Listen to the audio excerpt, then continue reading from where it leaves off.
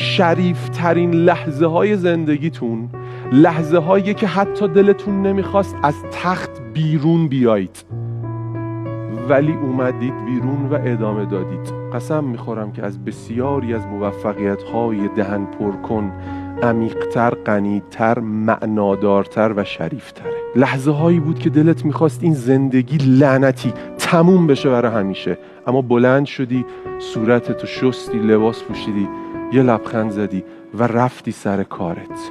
بسیار شریفه، بسیار غنیه گاهی معمولی بودن و اتفاقا تو این جهان رانتی به آدم ها نگاه کردیم، اما معمولی و شریف بلند شدی، ادامه دادی. به من شما همش گفتن یا اول شو یا قهرمان شو. شما بسیار قدرتمندید که روزهایی رو دووم آوردید که هیچ کس حتی نمیتونست ادامه بده، ولی شما پای اون چیزی که باید میموندید موندید.